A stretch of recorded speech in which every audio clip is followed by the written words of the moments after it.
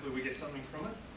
Sort of fits in line what Dave was talking about, but it's sort of, as I sent these slides off to Mike today, and I had adoption rules, I thought, rules is probably not a good idea, probably more observations. So these are some ideas or tips that I've learned over the last few years dealing with Dynamics. I'm sure you'll have your own, maybe you take some away yourself. So I'll try and keep this reasonably short this week. So I thought we'd chuck in our little picture, so I'll try and add a little bit of colour to these slides. So we fill your CRM adoption pane. So the first one I looked at was define. So this is around defining a business process early in the planning phase and implementing Dynamics CRM around it. So that's about early engagement.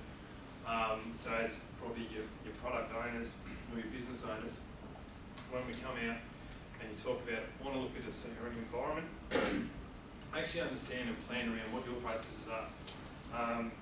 With Dynamics being such a flexible platform, if you've got your processes down pat, it actually gives vendors or your developers actually time, because we can develop very quickly, we can do prototypes reasonably quick, and actually present those back to the business or to the relevant people, where you can get really quick, I suppose, agile development processes going.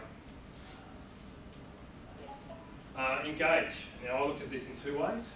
So one sort of the engagement probably from a senior level with your business executives, senior management, get the feel for what they're actually trying to achieve with this, get them excited around what they're trying to achieve, but then also keeping the whole user range involved, because your cold face users that use this day to day, you can create this wonderful system and you sit down and go, this is what it does.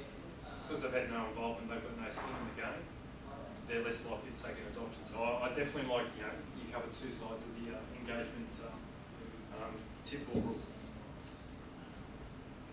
The third one was around training. Users need to be trained. I mean, there's various approaches to this. Ones that I found successful is sort of identifying some of your key users. So I've called power users here, so there's various words for those, train your trainers, power users, etc. Make sure you have a sandbox or a training environment up for them. Throw your users into them, get them dirty. Yeah, I did have that. Get down and dirty.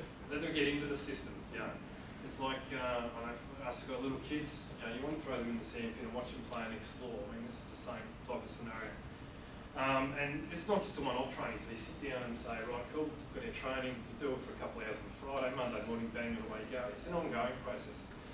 There are capabilities within the system where you can get feedback.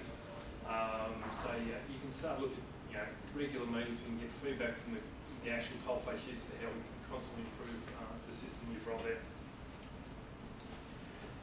Measure. Now, this is an interesting one. So again, it's sort of, I suppose, traditional things about defining your metrics and measuring how successful your adoption is. There are some simple ones, especially around the sales side of things, looking through how that works. But I suppose more importantly, sitting down at the early stages of your project, you can work out some of those KPIs and what those measures are and how we implement those. So whether it's around number of users, say, coming to training, the uptake with it, etc. So there's a range of things there, and I didn't have any too many great examples around that, and I thought I'd sort of just have it included so to make sure we've got that covered. And then probably the last two final ones sort of deals with, I suppose, providing a carrot. So one is sort of incentivising people to use the system. Like I said, there was one occasion where one particular manager actually started rewarding his staff with cupcakes. So it seemed to work well, they had a good uptake with it, they also did enjoy it.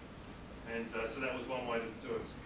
With that said, simple things like I've been on projects where all of a sudden you've got a range of users having specific sets of data. Throw it together in a dashboard and a couple of nice pretty little graphs, and all of a sudden they think you're absolute guru. They've done nothing but pull it together, but it's just how you present it and show some value for them in using the system. So it's that carrot incentive to keep improving. Again, I had something around with the Outlook client. If you've got your business are heavily Outlook users, look at you bringing the client on board to help them engage through a familiar platform, actually get used to the new environment around Dynamics.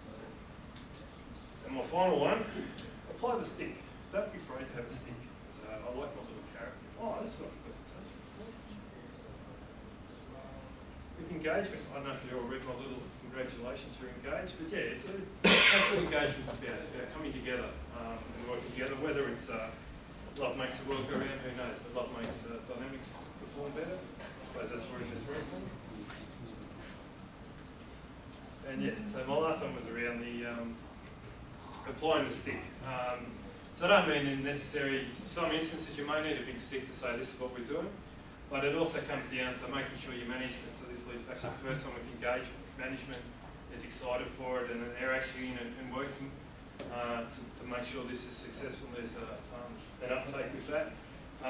As they write most of our paychecks, if they're doing it, most people will receive a paycheck off them, and we're keen to sort of get along and support them along.